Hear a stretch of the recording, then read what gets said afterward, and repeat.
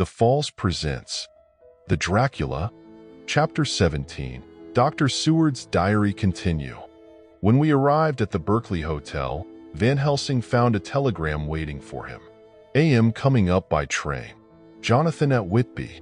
Important news. Mina Harker. The professor was delighted. Ah, that wonderful Madame Mina, he said, pearl among women. She arrived, but I cannot stay. She must go to your house, friend John. You must meet her at the station. Telegraph her en route so that she may be prepared. When the wire was dispatched, he had a cup of tea. Over it, he told me of a diary kept by Jonathan Harker when abroad, and gave me a typewritten copy of it, as also of Mrs. Harker's diary at Whitby. Take these, he said, and study them well. When I have returned, you will be master of all the facts, and we can then better enter on our inquisition. Keep them safe, for there is in them much of treasure. You will need all your faith, even you who have had such an experience as that of today. What is here told? He laid his hand heavily and gravely on the packet of papers as he spoke. May be the beginning of the end to you and me and many another. Or it may sound the knell of the undead who walk the earth. Read all, I pray you, with the open mind, and if you can add in any way to the story here told, do so, for it is all important. You have kept a diary of all these so strange things, is it not so? Yes. Then we shall go through all these together when we meet. He then made ready for his departure and shortly drove off to Liverpool Street. I took my way to Paddington, where I arrived about 15 minutes before the train came in. The crowd melted away, after the bustling fashion common to arrival platforms, and I was beginning to feel uneasy, lest I might miss my guest, when a sweet-faced, dainty-looking girl stepped up to me, and after a quick glance said, "Dr. Seward, is it not? And you are Mrs. Harker." I answered at once, whereupon she held out her hand. "I knew you from the description of poor dear Lucy, but—" She stopped suddenly, and a quick blush overspread her face. The blush that rose to my own cheeks somehow set us both at ease, for it was a tacit answer to her own. I got her luggage, which included a typewriter, and we took the Underground to Finchote Street, after I had sent a wire to my housekeeper to have a sitting room and a bedroom prepared at once for Mrs. Harker. In due time we arrived. She knew, of course, that the place was a lunatic asylum, but I could see that she was unable to repress a shudder when we entered. She told me that, if she might, she would come presently to my study, as she had much to say. So here I am finishing my entry in my phonograph diary whilst I await her. As yet I have not had the chance of looking at the papers which Van Helsing left with me, though they lie open before me.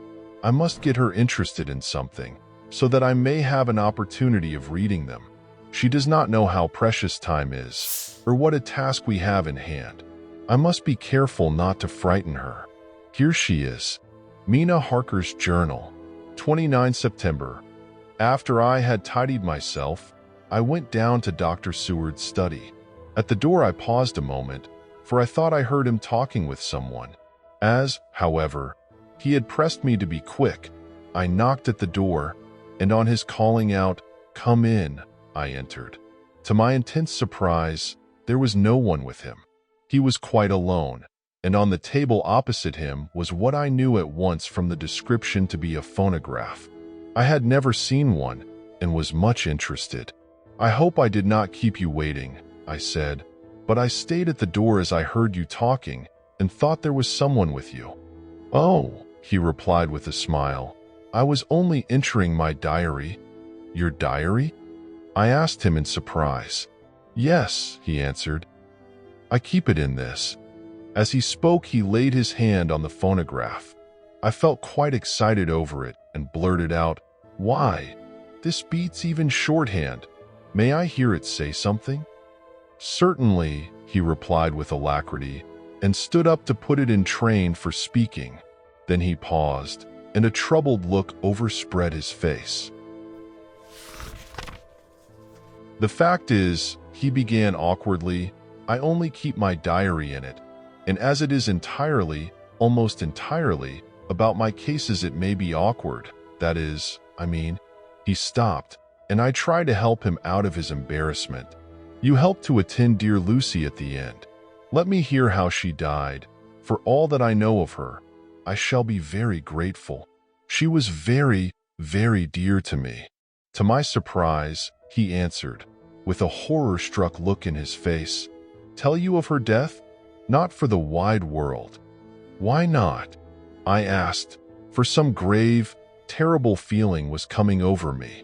Again he paused, and I could see that he was trying to invent an excuse. At length, he stammered out, You see, I do not know how to pick out any particular part of the diary. Even while he was speaking, an idea dawned upon him, and he said with unconscious simplicity, in a different voice, and with the naivete of a child, That's quite true, upon my honor. Honest Indian. I could not but smile, at which he grimaced. I gave myself away that time, he said. But do you know that, although I have kept the diary for months past, it never once struck me how I was going to find any particular part of it in case I wanted to look it up? By this time my mind was made up that the diary of a doctor who attended Lucy might have something to add to the sum of our knowledge of that terrible being, and I said boldly, Then, Dr. Seward, you had better let me copy it out for you on my typewriter. He grew to a positively deathly pallor as he said, No, No. for all the world. I wouldn't let you know that terrible story. Then it was terrible. My intuition was right.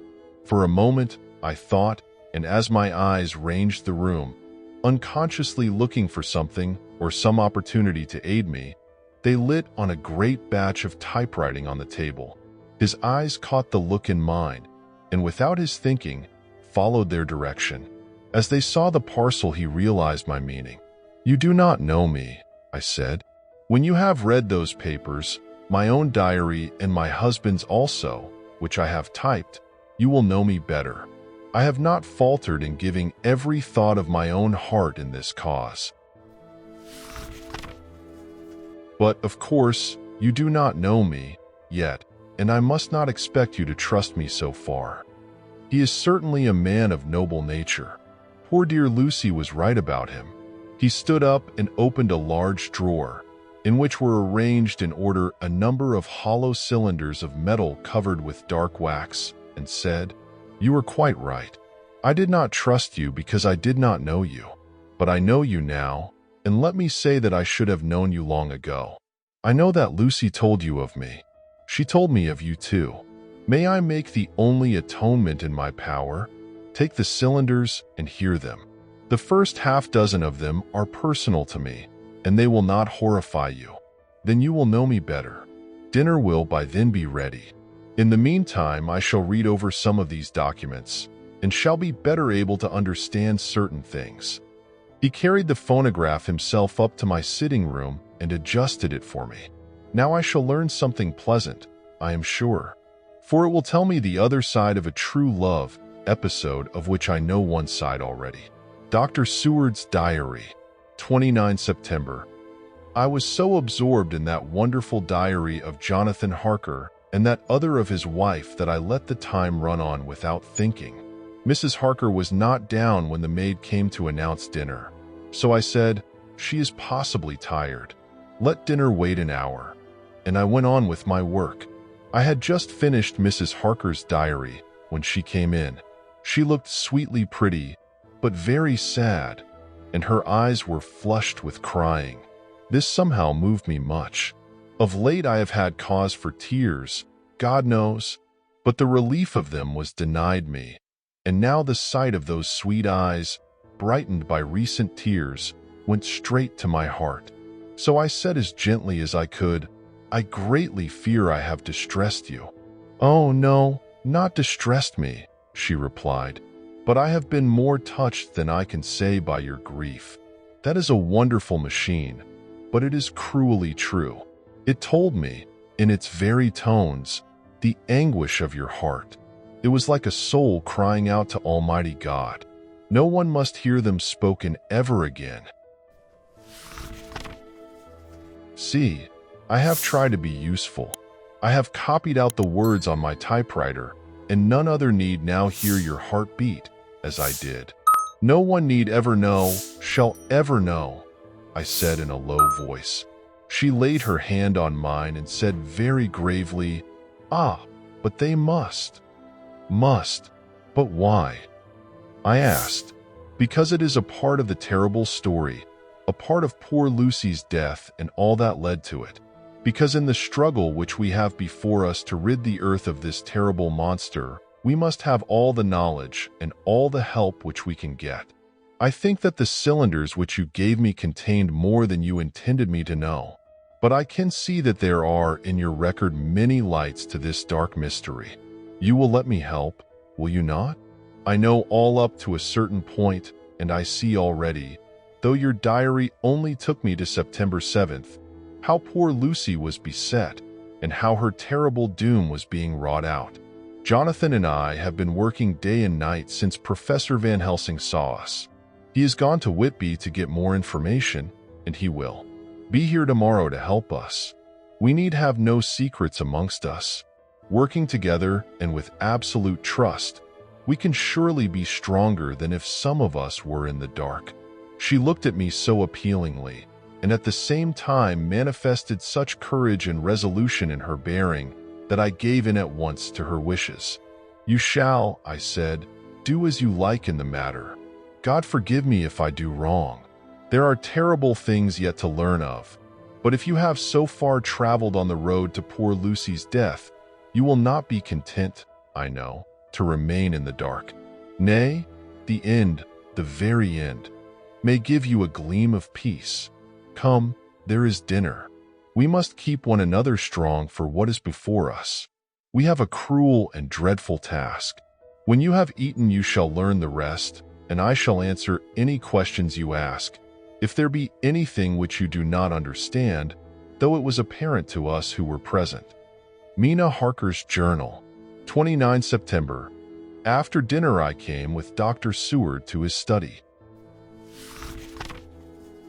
He brought back the phonograph from my room, and I took a chair and arranged the phonograph so that I could touch it without getting up, and showed me how to stop it in case I should want to pause. Then he very thoughtfully took a chair, with his back to me, so that I might be as free as possible, and began to read. I put the forked metal to my ears and listened. When the terrible story of Lucy's death and all that followed was done, I lay back in my chair powerless. Fortunately, I am not of a fainting disposition. When Dr. Seward saw me, he jumped up with a horrified exclamation, and hurriedly taking a case bottle from the cupboard, gave me some brandy, which in a few minutes somewhat restored me. My brain was all in a whirl, and only that there came through all the multitude of horrors the holy ray of light that my dear Lucy was at last at peace. I do not think I could have borne it without making a scene. It is all so wild and mysterious and strange that if I had not known Jonathan's experience in Transylvania, I could not have believed. As it was, I didn't know what to believe, and so got out of my difficulty by attending to something else. I took the cover off my typewriter and said to Dr. Seward, "Let me write this all out now. We must be ready for Dr. Van Helsing when he comes. I have sent a telegram to Jonathan to come on here when he arrives in London from Whitby. In this matter, dates are everything, and I think that if we get all of our material ready and have every item put in chronological order, we shall have done much. You tell me that Lord Godalming and Mr. Morris are coming too. Let us be able to tell them when they come." He accordingly set the phonograph at a slow pace, and I began to typewrite from the beginning of the 17th cylinder. I used manifold, and so took 3 copies of the diary, just as I had done with the rest. It was late when I got through, but Dr. Seward went about his work of going his round of the patients. When he had finished, he came back and sat near me, reading, so that I did not feel too lonely whilst I worked. How good and thoughtful he is! The world seems full of good men, even if there are monsters in it. Before I left him, I remembered what Jonathan put in his diary of the professor's perturbation at reading something in an evening paper at the station at Exeter. So, seeing that Dr. Seward keeps his newspapers, I borrowed the files of the Westminster Gazette and the Pall Mall Gazette and took them to my room. I remember how much the Daily Graph and the Whitby Gazette, of which I had made cuttings, had helped us to understand the terrible events at Whitby when Count Dracula landed. So I shall look through the evening papers since then, and perhaps I shall get some new light. I am not sleepy, and the work will help to keep me quiet. Dr. Seward's Diary. 30 September. Mr. Harker arrived at 9 o'clock. He got his wife's wire just before starting. He is uncommonly clever, if one can judge from his face, and full of energy. If this journal be true, and judging by one's own wonderful experiences, it must be, he is also a man of great nerve. That going down to the vault a second time was a remarkable piece of daring. After reading his account of it, I was prepared to meet a good specimen of manhood, but hardly the quiet, businesslike gentleman who came here today. Later, after lunch, Harker and his wife went back to their own room, and as I passed a while ago, I heard the click of the typewriter. They are hard at it. Mrs. Harker says that they are knitting together in chronological order every scrap of evidence they have. Harker has got the letters between the consignee of the boxes at Whitby and the carriers in London who took charge of them. He is now reading his wife's transcript of my diary. I wonder what they make out of it. Here it is. Strange that it never struck me that the very next house might be the Count's hiding place. Goodness knows that we had enough clues from the conduct of the patient Renfield. The bundle of letters relating to the purchase of the house were with the transcript. Oh, if we had only had them earlier, we might have saved poor Lucy. Stop. That way madness lies. Harker has gone back and is again collecting material. He says that by dinner time they will be able to show a whole connected narrative. He thinks that in the meantime I should see Renfield, as hitherto he has been a sort of index to the coming and going of the Count. I hardly see this yet, but when I get at the dates I suppose I shall. What a good thing that Mrs. Harker put my cylinders into type. We never could have found the dates otherwise. I found Renfield sitting placidly in his room with his hands folded, smiling benignly. At the moment he seemed as sane as anyone I ever saw. I sat down and talked with him on a lot of subjects, all of which he treated naturally. He then, of his own accord, spoke of going home, a subject he has never mentioned to my knowledge during his sojourn here. In fact, he spoke quite confidently of getting his discharge at once. I believe that, had I not had the chat with Harker and read the letters and the dates of his outbursts, I should have been prepared to sign for him after a brief time of observation. As it is, I am darkly suspicious. All those outbreaks were in some way linked with the proximity of the Count. What then does this absolute content mean? Can it be that his instinct is satisfied as to the vampire's ultimate triumph? Stay. He is himself zoophagous, and in his wild ravings outside the chapel door of the deserted house he always spoke of Master. This all seems confirmation of our idea. However, after a while I came away. My friend is just a little too sane at present to make it safe to probe him too deep with questions. He might begin to think, and then, so I came away. I mistrust these quiet moods of his, so I have given the attendant a hint to look closely after him and to have a straight waistcoat ready in case of need. Jonathan Harker's Journal. September 29th, in train to London. When I received Mr. Billington's courteous message that he would give me any information in his power, I thought it best to go down to Whitby and make, on the spot, such inquiries as I wanted. It was now my object to trace that horrid cargo of the Count's to its place in London. Later, we may be able to deal with it. Billington Jr., a nice lad, met me at the station and brought me to his father's house, where they had decided that I must spend the night.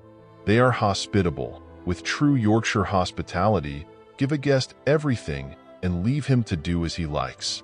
They all knew that I was busy and that my stay was short, and Mr. Billington had ready in his office all the papers concerning the consignment of boxes. It gave me almost a turn to see again one of the letters which I had seen on the Count's table before I knew of his diabolical plans. Everything had been carefully thought out and done systematically and with precision. He seemed to have been prepared for every obstacle which might be placed by accident in the way of his intentions being carried out. To use an Americanism, he had taken no chances, and the absolute accuracy with which his instructions were fulfilled was simply the logical result of his care. I saw the invoice and took note of it. 50 cases of common earth, to be used for experimental purposes. Also the copy of the letter to Carter Patterson and their reply. Of both these I got copies. This was all the information Mr. Billington could give me, so I went down to the port and saw the Coast Guards, the customs officers, and the harbor master, who kindly put me in communication with the men who had actually received the boxes. Their tally was exact with the list, and they had nothing to add to the simple description, 50 cases of common earth, except that the boxes were main and mortal heavy, and that shifting them was dry work. One of them added that it was hard lines, that there wasn't any gentleman, such like as like yourself, squire, to show some sort of appreciation of their efforts in a liquid form. Another put in a rider that the thirst then generated was such that even the time which had elapsed had not completely allayed it. Needless to add, I took care before leaving to lift, forever and adequately, this source of reproach. 30 September. The station master was good enough to give me a line to his old companion, the station master at King's Cross, so that when I arrived there in the morning, I was able to ask him about the arrival of the boxes.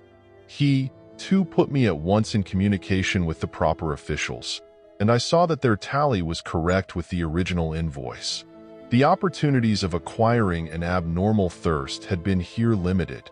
A noble use of them had, however, been made, and again I was compelled to deal with the result in ex post facto manner. From thence I went to Carter Patterson's central office, where I met with the utmost courtesy. They looked up the transaction in their daybook and letter book, and at once telephoned to their King's Cross office for more details. By good fortune, the men who did the teaming were waiting for work, and the official at once sent them over, sending also by one of them the waybill and all the papers connected with the delivery of the boxes at Carfax. Here again I found the tally agreeing exactly. The carrier's men were able to supplement the paucity of the written words with a few more details. These were, I shortly found, connected almost solely with the dusty nature of the job and the consequent thirst engendered in the operators. On my affording an opportunity, through the medium of the currency of the realm, of the allaying, at a later period, this beneficial evil, one of the men remarked, "That air ooze governor is the rummiest I ever was in.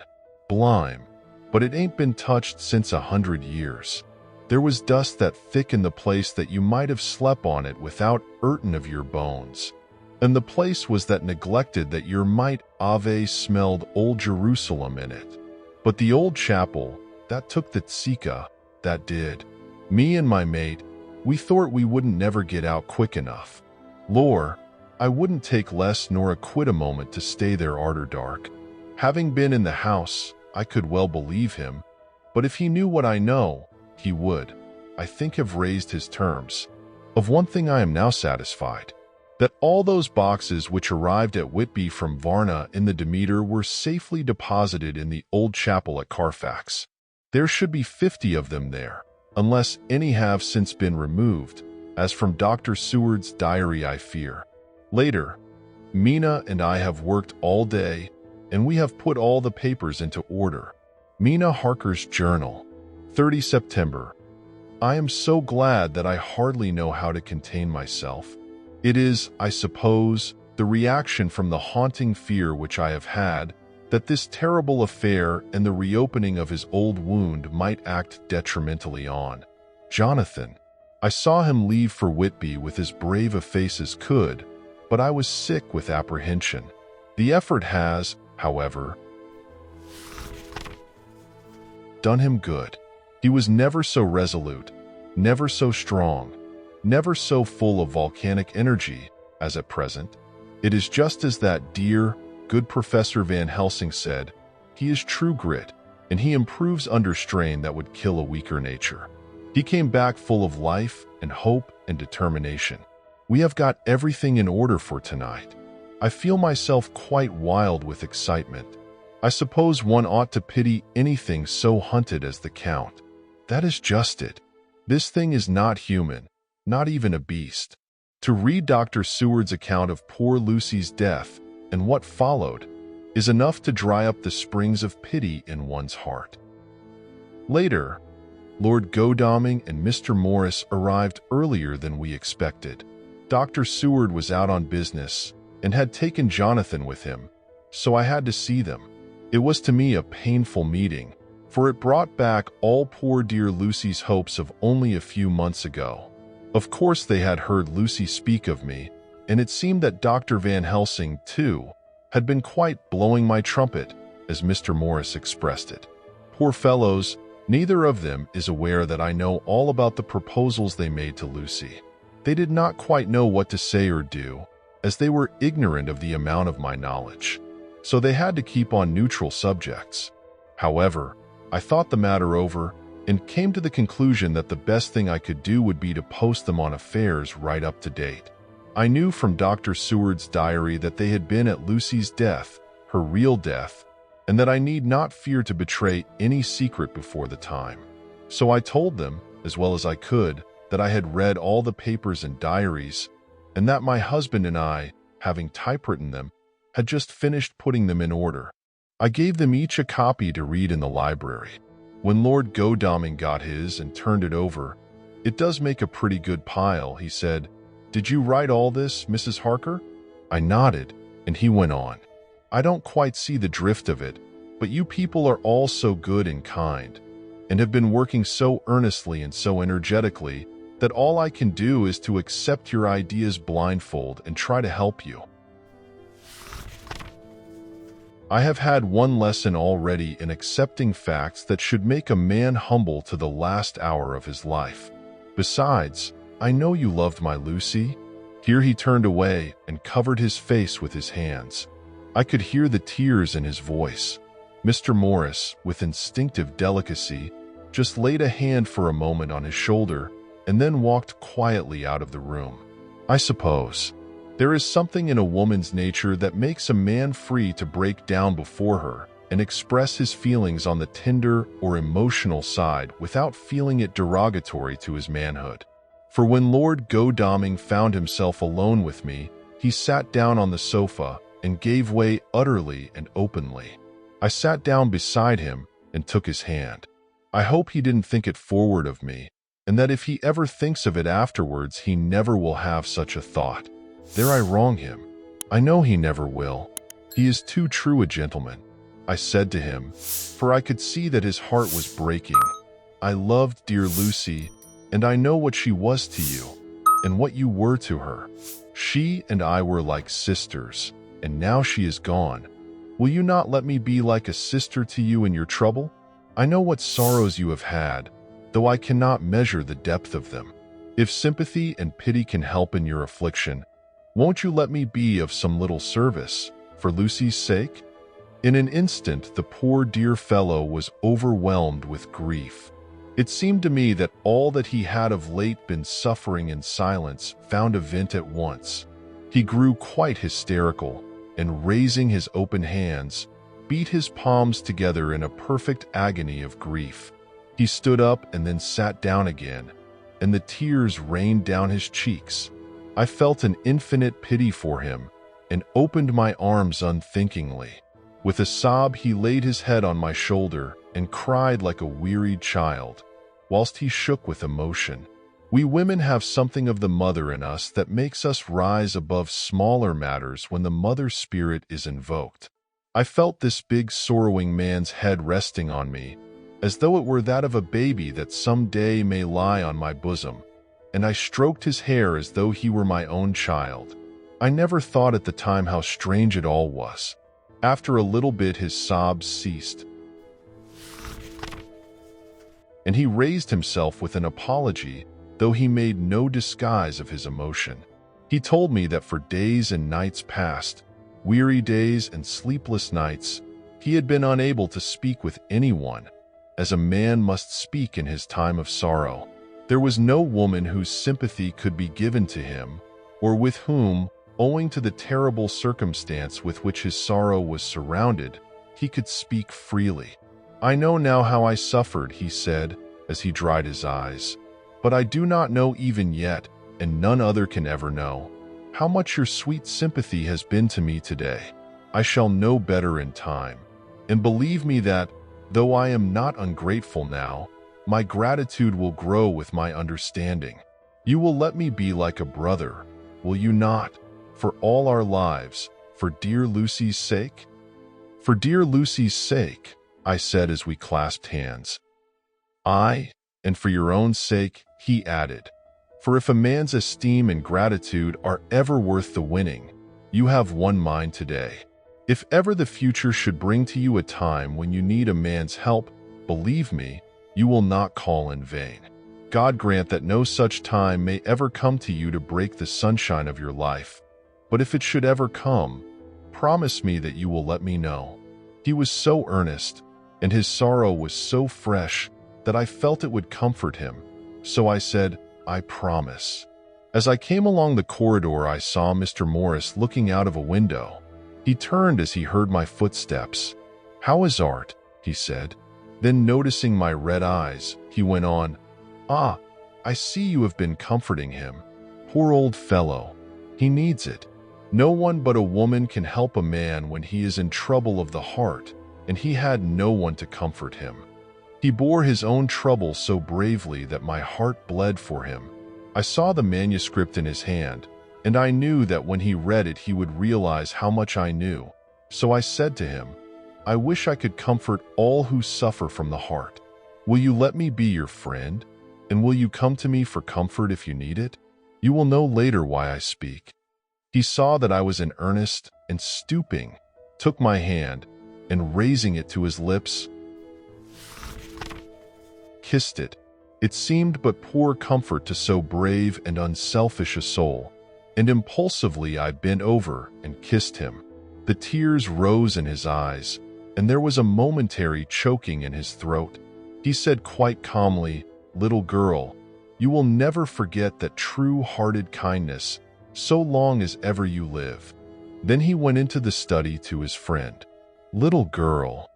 The very words he had used to Lucy, and oh, but he proved himself a friend. Please, like, comment, share, subscribe to our channel for more.